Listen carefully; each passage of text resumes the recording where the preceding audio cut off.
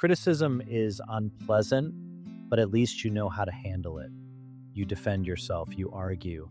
But what happens when someone looks at you in front of everyone and says you did a great job? People turn toward you. You smile, you nod, and you say, "Oh, it was nothing." But inside, you don't feel happy. Inside, you just want to disappear. Today, we are going to talk about why praise can feel less like support and more like a threat. Why a compliment can sometimes trigger shame. Why you want to hide at the exact moment people notice something good about you. And at the end, there will be one important question. Do you really dislike praise?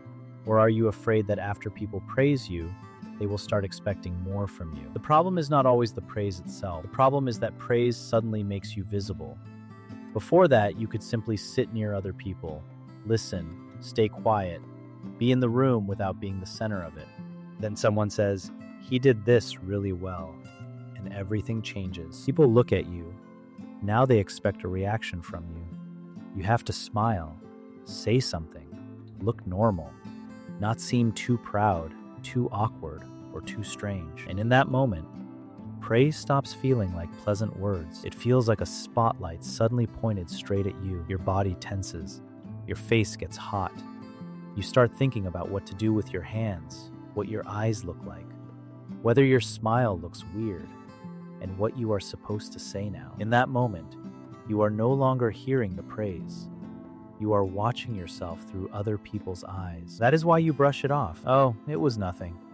I just got lucky. It really wasn't that hard. Anyone could have done it." From the outside, this looks like humility. But inside, something else is often happening. You are trying to turn off the attention as fast as possible.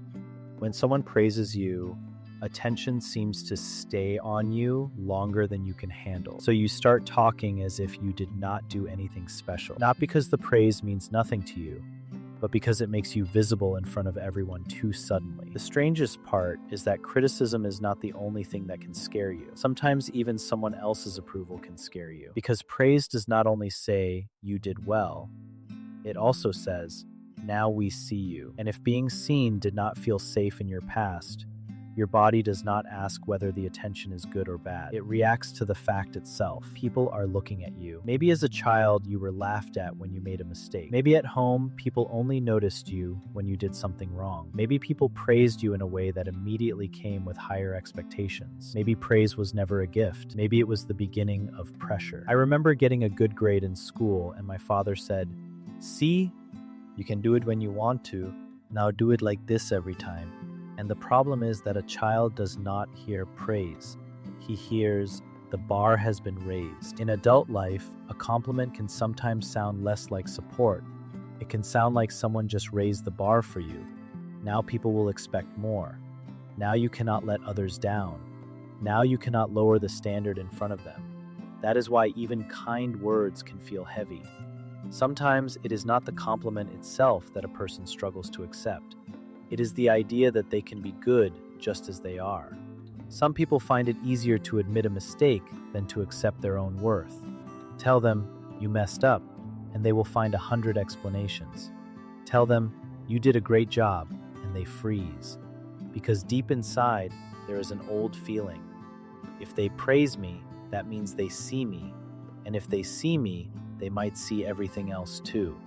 My imperfection, my weakness, my insecurity, my desire to be liked, my fear that I am not actually that good. Praise becomes a spotlight. And under a spotlight, it does not feel like only your success is visible.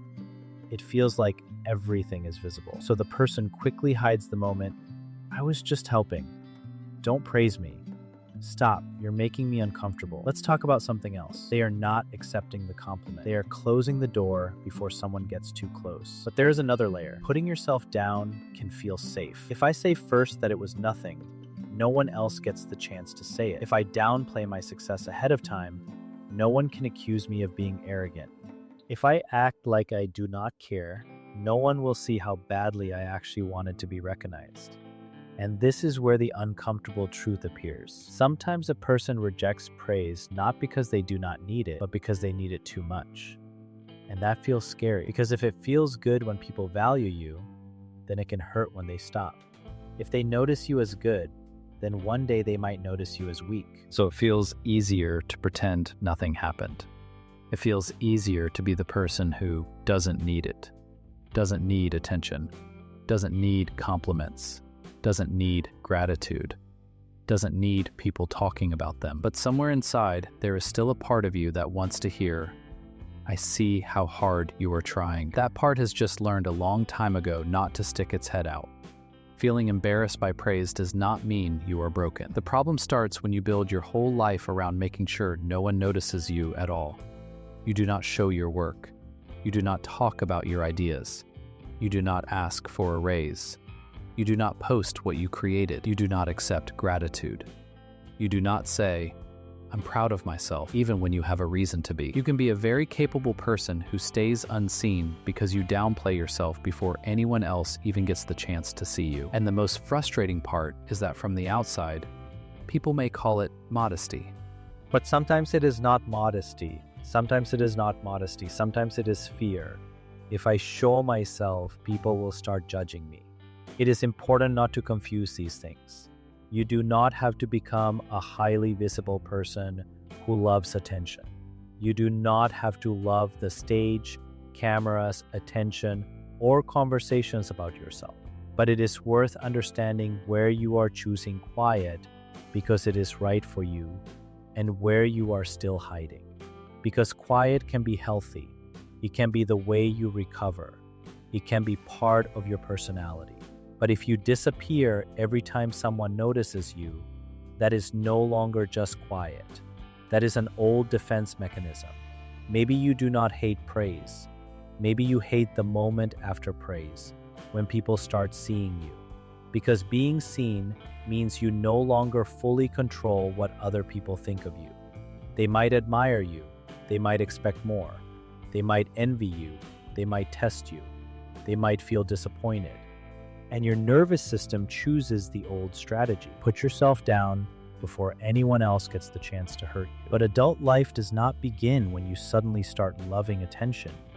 It begins when you can tolerate a small moment of visibility without disappearing. Accepting thank you. Not arguing with a compliment. Not hiding the result. Not making yourself smaller so other people feel more comfortable. This does not mean you have to become confident in one day. It does not mean you now have to calmly accept every piece of praise. Start small. When someone praises you, do not rush to explain why it does not matter. Answer briefly, "Thank you. That means a lot," and stop there. Do not add an excuse. Do not put down your work. Do not immediately shift the conversation to someone else. Just tolerate 2 seconds. For a person who is used to disappearing, that is already practice. When someone says something good to you, do not argue with it right away. Imagine that the person is simply placing a small object in front of you. You do not have to defend it. You do not have to prove that it does not belong there. You do not have to hand it back. You can simply say, "Thank you. I hear you." It sounds simple, but for people who are used to rejecting praise, it can feel very unfamiliar. At the beginning, we talked about the moment when someone praises you and you want to disappear. Now it is clearer why that happens. Praise can activate an old fear. They noticed me, so now they will judge me. But praise is not always a trap. Sometimes it is just another person noticing a small success of yours and saying it out loud. You do not have to love compliments. You do not have to become someone who feels calm in the center of attention, but you can stop running away every time someone sees you in a good way. Next time, try not to explain why the praise is unnecessary. Just say, "Thank you. That really means a lot." And notice what happens inside you during those 2 seconds of silence. You do not have to love attention, but you have the right to be noticed without apologizing for it. Now be honest. What is harder for you to accept in front of other people? Criticism